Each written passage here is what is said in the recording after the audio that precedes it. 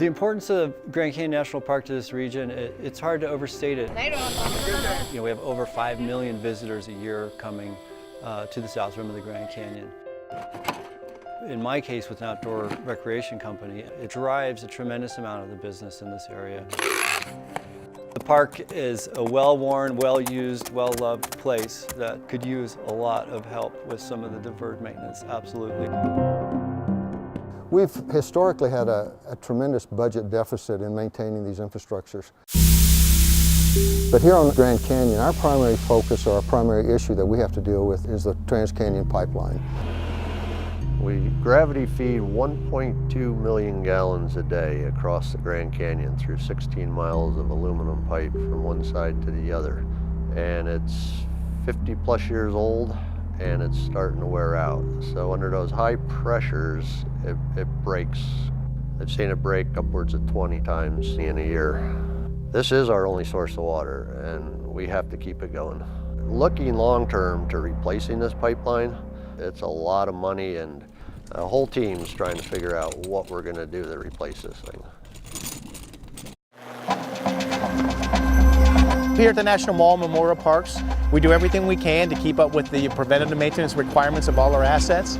It's tough. So what we're seeing here is the tidal basin seawall where we are inundated with the Potomac River water. A couple years ago, the ceiling of the portico at the Jefferson Memorial had some stones that had fallen. Luckily, no one was harmed. The park has since made some temporary repairs while we wait for funding for the roof project. But now you can see that there is netting to protect the space in the area. Every member of Congress I've talked to just loves the National Mall. But with all the other budget needs, you can understand why the Park Service is just limited to a certain amount. That's where private philanthropy comes in. That's where the trust comes in. We can't wait till things fall apart. We can't wait till the roof cracks and the pieces start to fall. We can't wait for the tidal basin to rise and flood the area. We have to deal with it now.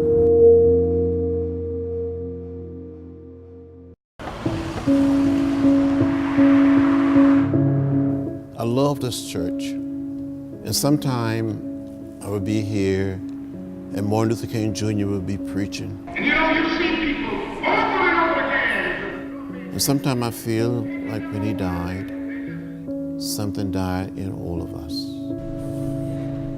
This is water damage.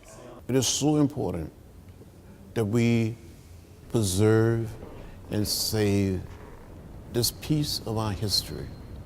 But it is my hope that generation yet unborn would have an opportunity to come here. We had a leaking roof there in the church, and as a result, a lot of plaster on the walls have been damaged. We have a massive backlog, and just trying to keep up with it is sometimes very challenging. These places, they tell the story of our people, of our land. Those of us in the Congress, Democrats and Republicans, and the public, the private sector, foundations and others must come together and raise the necessary dollars.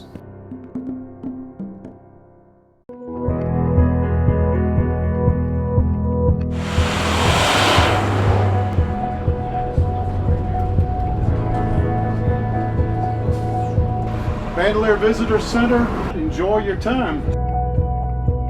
Partnerships are one of the most important things we have here at Bandelier. Whether it's our shuttle system, whether it's our utility systems, whether it's our preservation of archaeological sites and ruins here. So Bandelier is about 33,000 acres, and I like to call the entire park an archaeological district. And most people come to the park to see the cave-8s, climb the ladders, see the kivas, and to learn about the ancestral Pueblo people. I think if people understand the past a little bit more, they're more likely to protect it. With our deferred maintenance, we're coming up with these projects and having our partners come out and help us out. It's exciting for an organization like Rocky Mountain Youth Corps or one of the hundreds of other youth corps around the country to play a role in restoring parks. During the summertime when we work here, the kids actually do a hands-on experience in preserving and stabilizing the walls. Culturally, that's important because it's descendants of the people who inhabited this area doing the work. So from my perspective, the future of the National Park Service is our partnerships. And again, finding those partnerships where everybody gets something out of it.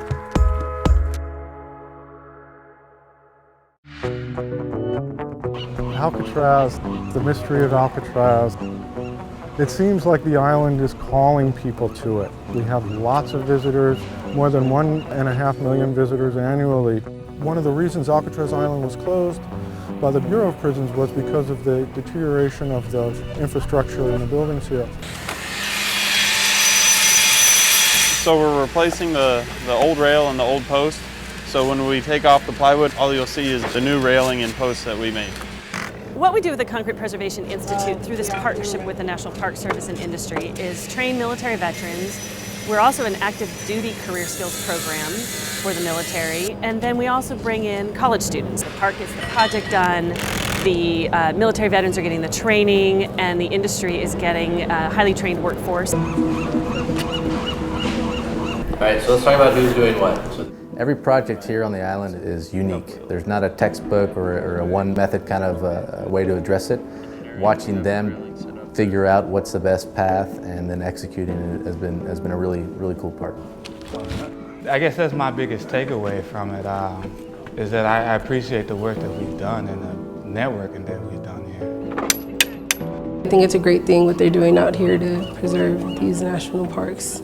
We're getting to learn this stuff in the process of restoring such a historic place.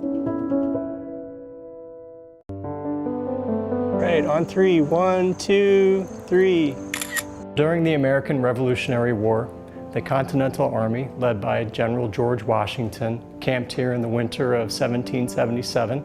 In 2016, about 2.4 million people from all over the world came to Valley Forge to learn this compelling chapter of American history. The National Park Service receives an appropriation from Congress to operate, but those funds aren't always adequate to maintain all the assets that we have. So we enter into public-private partnerships, like the one at the Montessori School.